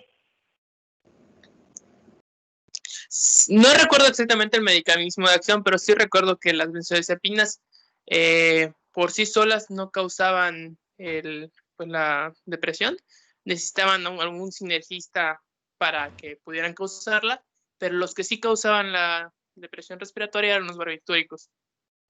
Es correcto. ¿Por qué las benzodiazepinas no? Solas no. ¿Te acuerdas? Sus receptores. Es lo que le comenté, que exactamente el mecanismo de acción no me acordaba. Pero sí que sí causa, o sea, que ellas solas no causan la depresión. Es correcto, aunque tomes muchas. Ojalá que puedan revisar el fenómeno del techo, que tiene mucho que ver porque la sobredosis de benzodiazepinas o la ingesta con la autolisis o por la razón que sea, que casi no produce depresión respiratoria. Tiene que ver con la cantidad de receptores y es interesante para que también lo sepan, ¿verdad? Digo, no es que todos salgan al examen, pero sí para que lo conozcan. Son medicamentos de uso común y generalmente, como lo están poniendo combinadas con alcohol o con algunos otros medicamentos, generalmente con el alcohol producen la depresión respiratoria, pero también puede ser con drogas de abuso, ¿no? En general, por ejemplo, y ahorita que vamos a hablar de muerte cerebral, tenemos que sacar un punto aquí de los medicamentos que están mencionando. Es el techo que forman los receptores, Víctor. Así se llama. De los medicamentos que están mencionando ahorita en este momento, Paola, los que van a hablar de muerte cerebral seguro lo saben. Quisiera que alguno me conteste de una vez. ¿Cuáles de estos medicamentos, para hacer cualquier test de muerte cerebral, tenemos que sacar totalmente? Y hasta que lo saquemos totalmente, podemos hacer todos los tests. O si lo sabe Paola y me quiere contestar. de toda la lista que tienes aquí, que está muy buena. Ni los de muerte cerebral ya me quieren contestar. Recuerdo que había uno que te provocaba una muerte aparente, pero no recuerdo el nombre. Está en tu lista. Y Esteban lo escribió muy bien. Esteban no lo contestó y no sé si va a dar el muerte cerebral. Muy bien, ahí van varios. Muy bien, pero de la lista, ¿verdad? Exacto, ya lo pusieron. Bastante bien. Sí es importante, vamos a platicar un poquito de ellos, pero lo acaba de decir Paola. De los más importantes, hay que limpiar al paciente. Normalmente hay que limpiar si tiene propofol, si tiene benzodiazepina, si tiene alcohol, todo lo que, porque el coma pues es puede ser el preámbulo de una muerte cerebral, ¿no? Del diagnóstico. Pero para hacer casi todas las pruebas de muerte cerebral tenemos que eliminar todos los fármacos. Uno de los que no podemos dejar de olvidar precisamente son los barbitúricos, ¿no? Al igual, por ejemplo, de lo que ya mencionaron, la hipotermia, ¿verdad? Que no esté hipotérmico, de que no tenga, en general, de preferencia, ningún medicamento de estos, porque cualquiera pudieran entorpecer las pruebas. Pero de los que más las entorpecen son la presencia de los barbitúricos. Adelante, Paola.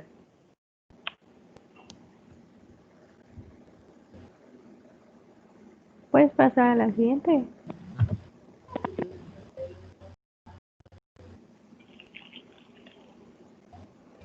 Bueno, este es un cuadro comparativo entre lo que ya vimos, que es el coma metabólico y el coma estructural, como para hacer una diferencia entre los dos.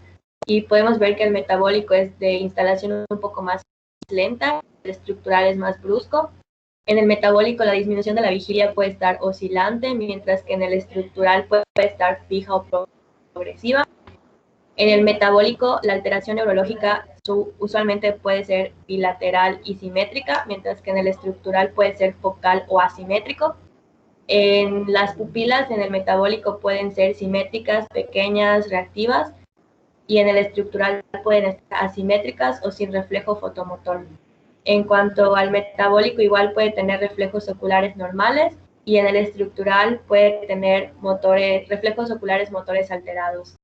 En cuanto al tono, en el coma metabólico puede estar normal o disminuido simétrico, mientras que en el estructural puede tener asimetrías en el tono. En el metabólico igual puede haber fondo de ojo normal y buena respuesta inicial al tratamiento, mientras que en el estructural el papiledema en el fondo de ojo y una mala respuesta al tratamiento inicial. No, permíteme allá, está muy bien, está también para complementar, a veces no son tan necesarias tantas, ¿verdad? Como para que el contenido sea bueno. Por ejemplo, qué tipos de respiraciones se pueden acompañar en el coma metabólico? No sé quién de las dos está hablando, pero de preferencia ninguna de las dos, ni Samira ni Paola. ¿Qué tipos de respiraciones acompañan en el coma metabólico? Podemos tener. Shane, esto, excelente. Otra. Kussmaul, muy bien. Predominantemente las de origen diencefálico o metabólico, es correcto, muy bien. Y en los comas estructurales, ¿qué respiraciones son más características? ¿O infratentoriales también?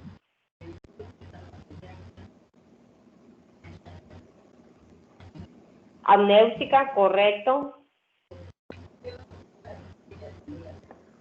Otras son generalmente de localizaciones de protuberancia, de búlbola, de Biot, es así la táctica, ¿verdad? Que le llaman también, amnéutica. Correcto, creo que ahorita de todas maneras lo debemos mencionar, pero si no, bueno, aquí están las más importantes. ¿Cuál es la otra de las cosas que es importante señalar aquí mismo? Que el coma metabólico muchas veces cuenta con antídotos. Si las causas son algunas de las que ya acaban de mencionar Paola, buena respuesta al tratamiento de inicial, y yo le agregaría un IO o antídotos, ¿verdad? Varias de ellas se pueden manejar con sus antídotos. Correcto, podemos continuar.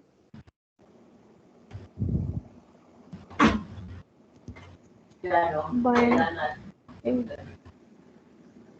continuamos ahora en el interrogatorio. Pues vamos a hacer hincapié en las sustancias y las circunstancias que rodearon al evento y a la rapidez en la que se dio. Los síntomas previos, como puede ser unas cefaleas o convulsiones o fiebre o debilidad o confusión, nos guían igual. El consumo de medicamentos o drogas, medicamentos como hipoglucemiantes que te consideran un estado de hipoglucemia, drogas como el alcohol, el consumo de benzodiazepinas, ya vimos, y un padecimiento crónico puede ser los puntos claves en el interrogatorio. En cuanto a la exploración general, pues tenemos que la fiebre pues nos puede sugerir una meningitis bacteriana, también nos puede sugerir una insolación, que es no muy probable, una hipertermia maligna, el consumo por anestésicos, una intoxicación por anticolinérgicos. En cuanto a la hipotermia, ya vimos la exposición al entorno, a un entorno frío. También se puede dar por intoxicación por bebidas alcohólicas, los barbitúricos, los sedantes, la hipoglucemia.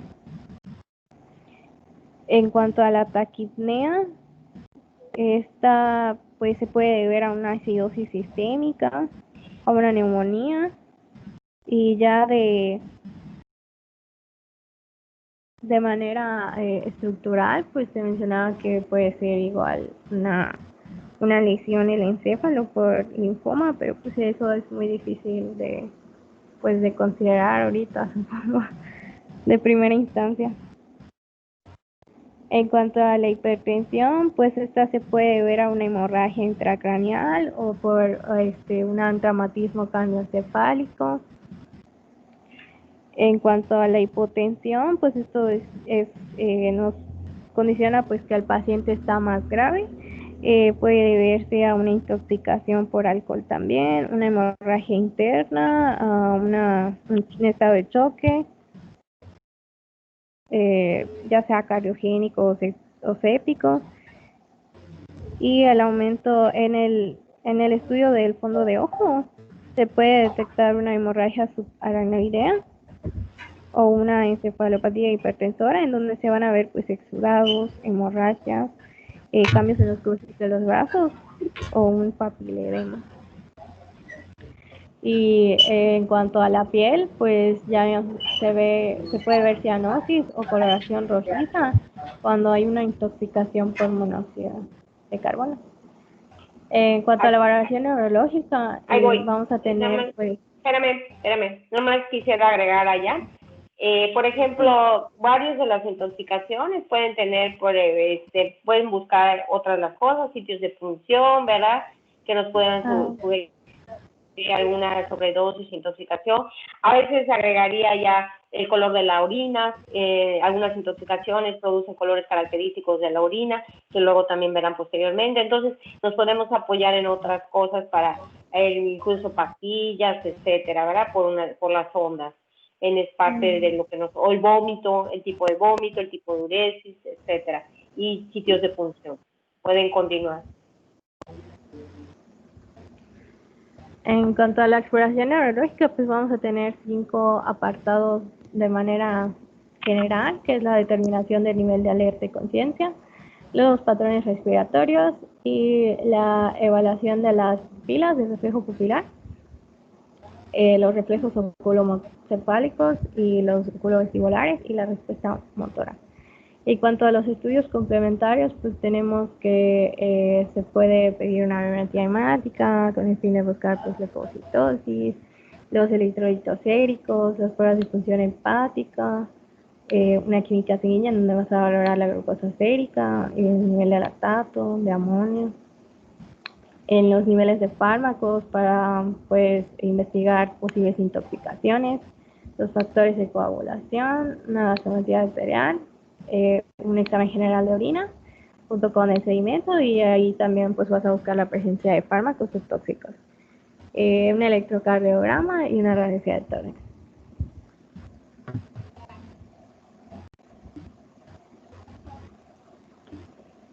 Puedes pasar a la siguiente. Bueno, entonces en el primero, que es la determinación del nivel de conciencia, tenemos a la escala de Glasgow, que pues ya vimos, va a evaluar la apertura de los párpados, la respuesta motora y la respuesta verbal.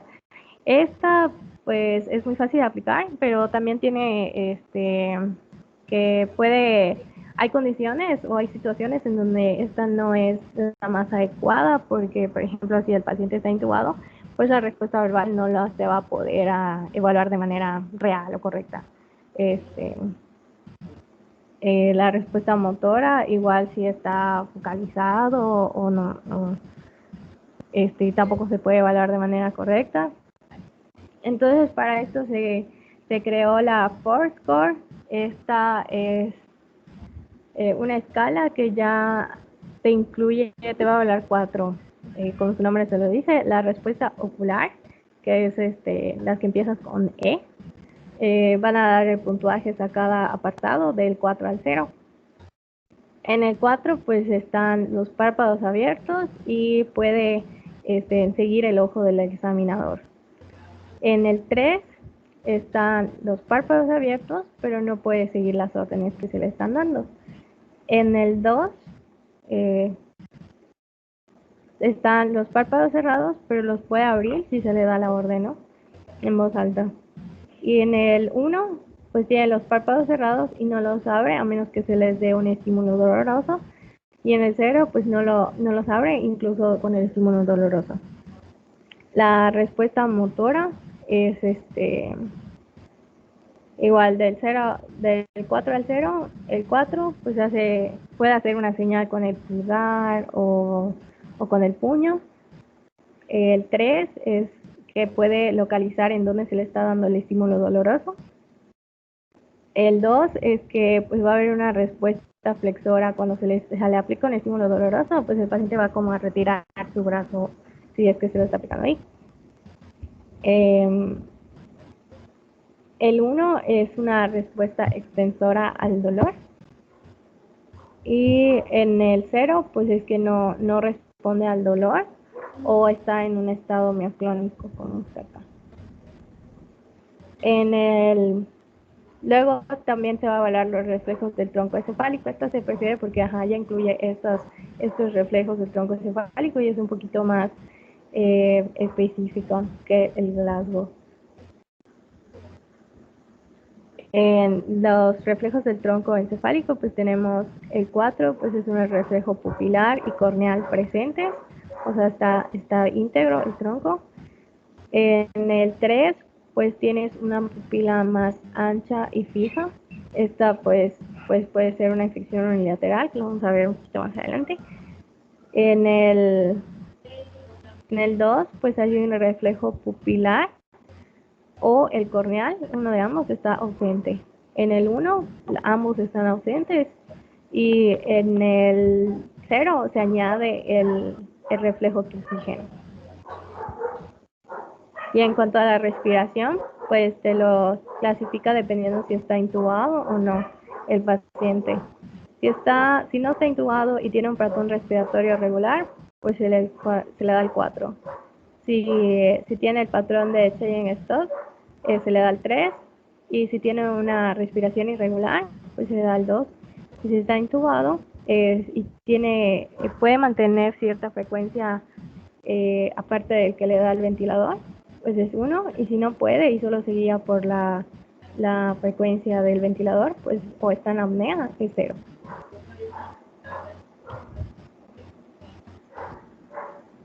Siguiente años. En esta escala, en esta escala la gran ventaja, y por eso ¿sigue siendo Paola o ya volvieron a cambiar?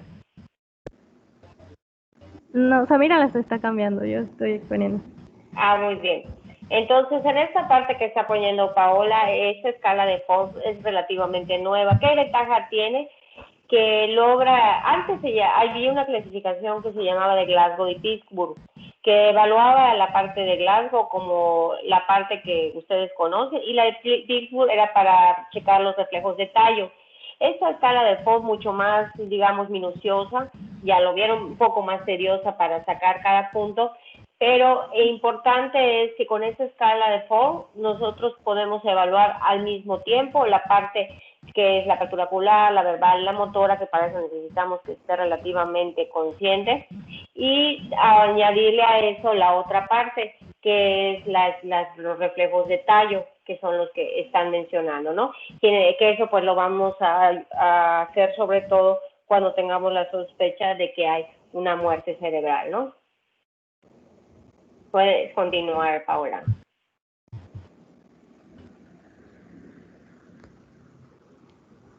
Okay. En cuanto a los patrones respiratorios, pues tenemos al de Kussmaul, que es una taquivardia que va a indicar una acidosis metabólica y su causa más común, como ya hemos visto, la cetoacidosis diabética, pero también puede ocurrir cuando hay una lesión pontomesencefálica. El de Cheyenne-Stokes es un patrón respiratorio cíclico en donde van a haber aumentos y descenso gradual de la amplitud de la ventilación y también se va a caracterizar por estados de apnea que pueden durar de 10 a 30 segundos. Estas van a reflejar un daño en ambos hemisferios, una supresión metabólica. El jadeante agónico, que es se considera un patrón respiratorio de una lesión cerebral grave y está afectando lo que viene siendo el bulbo raquídeo. Igual está la respiración apnética, que es una bradipnea de base, que se va a caracterizar por una inspiración profunda, mantenida y en fase de reposo. Esta se puede ver por lesión en la protuberancia, pero también puede ser por metabólicas como la hipoglucemia. Y ya. No sé si quieran añadir algo de los... No, de esa parte no, la que acaban de pasar, la anterior, por favor. ¿Es la anterior o es la siguiente? A ver, esta. Esta imagen, ¿es la anterior o era la siguiente, Paola? ¿Cuál se ve en la pantalla, doctora? Una que dice exploración neurológica, lesiones y encefalitis. ¿La del patrón respiratorio? No, ya está esa. Dice exploración, antes del patrón respiratorio, es que me pierdo en esa. El patrón respiratorio es la que acabas de decir, ¿no? Sí. Y después de esa, ¿cuál va? La de los reflejos pupilares. A ver, ¿me la puedes poner, Samira? ¿Se ve, doctora? Estoy en esta. Yo veo una que dice patrón respiratorio. Ahora veo una que dice exploración neurológica. Esa es la que sigue del respiratorio. De respiratorio. ¿Esa es la que ibas a comentar, Paola? Sí. Ok. En esta imagen que tiene, quisiera nada más que fueras por las partes, si puedes ir así en orden. Por ejemplo, diencefálica, luego mesencefálica y... A ver, espérame. Luego del tegmento, ¿no? Ajá, exacto, pero para que esté en orden, ¿de acuerdo? Nada más aquí menciona los hallazgos, ¿de acuerdo? Para no redundar, porque ya casi todo lo mencionamos, solamente para mostrarlo, digamos, en una imagen. Ok, cuando hay una lesión diencefálica, es decir, a los hemisferios o por arriba, se van a encontrar pupilas isocóricas, como se ve aquí en la imagen. Están pequeñas y van a estar reactivas. Esto quiere decir que pues el tallo no está afectado y pues la vía que da este reflejo pues está íntegra. Luego están las lesiones mesencefálicas, que estas se van a dividir en tres. La de región tectorial dorsal, en donde vas a encontrar pues pupilas fijas con poca o mediana dilatación y con el reflejo conservado. En cuanto a la segunda, que serían las nucleares mesencefálicas, pues vas a encontrar pupilas con una dilatación medial y esta se puede ver por una herniación transsectorial, pero también puede ser metabólica. Cuando hay una lesión bi o unilateral del nervio oculomotor, pues la vas a ver como midriasis, es decir, acá se ve una apertura, un diámetro de la pupila mayor a 6 mililitros. Esta va a estar paralítica y se relaciona con una hernia uncal. También puede tener una pupila excéntrica.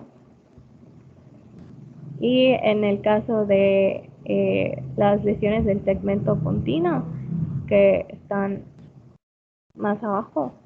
Estas pues van a ser pupilas puntiformes, que va a tener preservado el reflejo pupilar a la luz, y estas pues hay que hacer el diagnóstico diferencial con una intoxicación por opioides.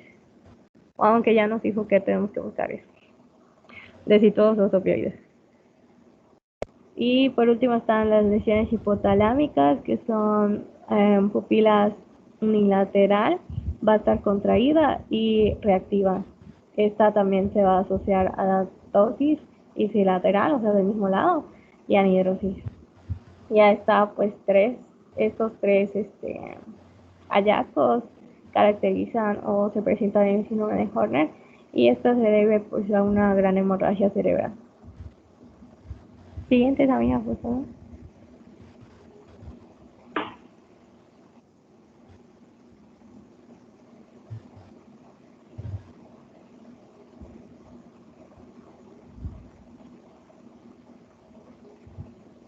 ¿Se ve alguno? Sí, se ven cómo se evalúa. Estos ya también para sospecha de tallos. Si quieres, ¿tienes algo más acá, Paola? Porque eso más bien una es tabla. de la... A ver, porque eso más bien es de muerte cerebral. ¿Cuál, doctora? Los reflejos de oculocefálicos, ventrales, el bobin, todos estos pueden sospechar de alteraciones metabólicas, pero sobre todo son más bien de puente de abajo, sobre todo del bobin, como lo dice allá.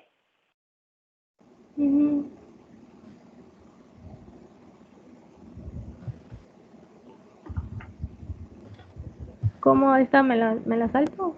Sí, te la puedes saltar en este momento. ¿Se cambió? No. Sí. ¿Esta es la oculocefálica, se ve? Sí se ve, pero lo que te decía es que eso ya es como para la exploración de muerte cerebral. O sea, cuando ya piensas o sospechas. Ok. Igual a oculovestibular, ¿verdad? Exactamente, es lo que estoy comentando.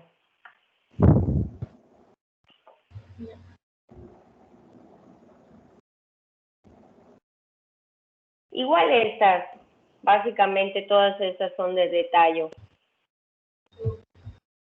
Aquí sí puedes mencionarlo porque las de decorticación son más bien de diencéfalo. ¿Aquí en fusión motora?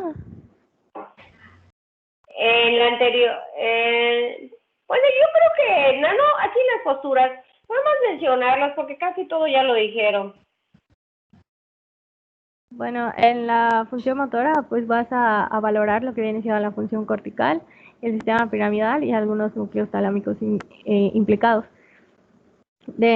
Esta, pues, puede detectar focalidad porque pues se va a evaluar las 4 extremidades, y en el caso de que presente una asimetría, pues se va a considerar el del estado que considere la extremidad o el lado que dé una mejor respuesta. Aquí vamos a tener pues 2 posturas, la postura de decorticación y la de descerebración. La de decorticación es el paciente va a estar con una hiperextensión de los miembros inferiores con flexión de los superiores, como se muestra en la imagen, y esto nos va a indicar una afección diencefálica, es decir, de los miembros de los hemisferios cerebrales o de la cápsula interna. En el caso de la postura de descerebración, pues vas a encontrar al paciente con hiperextensión de todos los miembros, pero los miembros superiores van a tener una rotación interna, y esta ya indica una lesión en el tronco encefálico. La función motora junto con las constantes rectales nos ayudan a decidir si vas a hacer una intubación orotraqueal inmediata, en el caso de que pues está llegando el paciente y lo ves en alguna de estas posturas. El tratamiento de la hipertensión intracraneana, la realización inmediata de una tomografía, la interconsulta de un neurocirujano o el inicio de un antibiótico.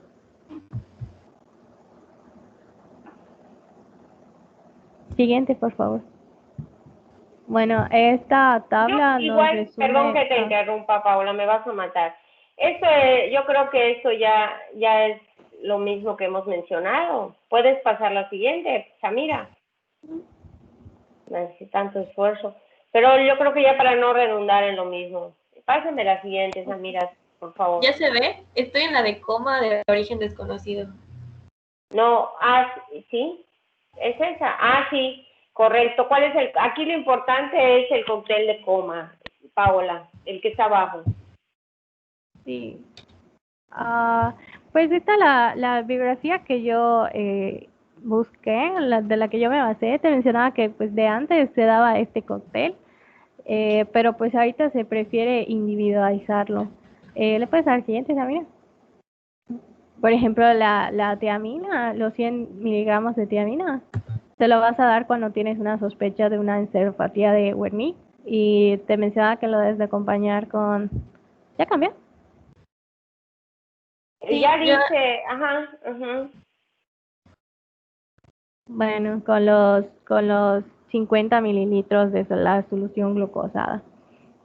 En el caso de la naloxona, como ya habíamos visto, pues se va a dar con una intoxicación de opioides, y en el caso del fumacenil, esta pues se da por una intoxicación por sedantes y hipnóticos como los barbitúricos o las benzodiazepinas, pero como había mencionado, pues se prefiere individualizar porque, por ejemplo, en el fumacenil, si el coma era por una supresión o una sobredosis de alcohol, al aplicar el fumacenil, pues nos llevaba al paciente en un estado epiléptico. Entonces, sí, es que casi todo ese cóctel solamente lo vamos a utilizar de plano que no tengamos acceso a nada y que no tengamos ni idea de lo que puede ser, porque pues todo tiene efectos colaterales, tanto la naloxona como el fumacenil, entonces hay que tomar, y la glucosa pues también, ¿no? Entonces tendríamos que no tener acceso a un dextrosis, no tener acceso a ninguna, no sé, electrocardiograma, estudios que nos pudieran ayudar, algún examen toxicológico, ¿verdad? Para pensarlo, ni antecedentes, ni nada. De preferencia no es un cóctel que hoy en día se utilice, solamente en medios donde pues no tenemos acceso a nada. ¿Algo más, Paola? Okay. Siguiente, Samira. No, en esta no, doctora.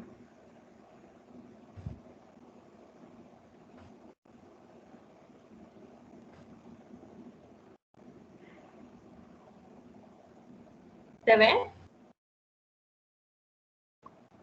No, yo no la veo. Es en cuanto a los estudios. Que yo creo que también ya hemos mencionado, ¿no? Que se va a requerir. Y de todas maneras lo vamos a mencionar para hacer el diagnóstico de muerte cerebral. ¿Puedes pasar la siguiente, Samira, por favor? Igual era una tabla de manejo urgente, pero pues prácticamente lo mismo. La tiamina, la naloxona, la dextrosa, los... Correcto. Sí. La siguiente, por favor. Y los diagnósticos diferenciales. Son todos, doctora. Esa es la última, Samira y Paola. Sí, los diagnósticos diferenciales. Perfecto. Muchas gracias. Ya creo que por la hora no vamos a terminar, pero les voy a preguntar de una vez para que el miércoles vamos a terminar a como de lugar. Traigan su café. Bueno, eso lo hubiéramos visto, pero es que está interesante, pero lo pueden leer igual, ¿no? Está interesante, no es que sea algo común, ¿verdad? Pero está interesante. A ver, alguien de muerte cerebral que me conteste. Que esté con nosotros. Me siento como medium. Alguien de muerte cerebral que se encuentra aquí. Yo, doctora. Solo yo expongo muerte cerebral. Daniela. ¿Quién? Daniela. Yo, Daniela. Sí. Muy bien. Daniela, ¿cuántas diapositivas tienes? Tengo, a ver, ahorita le digo. Lo mismo le voy a preguntar al de fiebre. Son 16, pero tengo unas que hablan sobre la causa y la fisiopatología, que es realmente lo mismo que vimos en traumatismo craneoencefálico y lo que acabamos de ver ahorita sobre la teoría de Monroe Kelly. Bueno, esas, Daniela, por favor, las vas a quitar, ¿de acuerdo? Nos vamos a ir directo a una exploración física rápida y lo que comenté de nada más para que lo tengan en cuenta, las pruebas rápidas, las pruebas clínicas y algo de la legislación en México. ¿Está bien, Daniela? Sí, doctora. Ok. De fiebre, ¿quién está físicamente presente cerca de su computadora, iPad, celular? Eric. Sí. ¿Cuántas tienes, Eric? Al momento llevamos 12. 12. Al momento es más que suficiente. De la fisiopatología de la fiebre, muy poquito, porque se supone que ya lo vimos en sepsis, ya lo vimos en varios temas. Ya fiebre, una diapositiva les voy a dejar de que hablen de la fisiopatología, porque ya lo vimos. ¿Qué es importante en la fiebre? Cómo se mide, dónde se mide, qué tipos de fiebres hay, algo general. El Harrison es más que suficiente para eso. No van a hablar de antipiréticos específicamente, ¿está bien?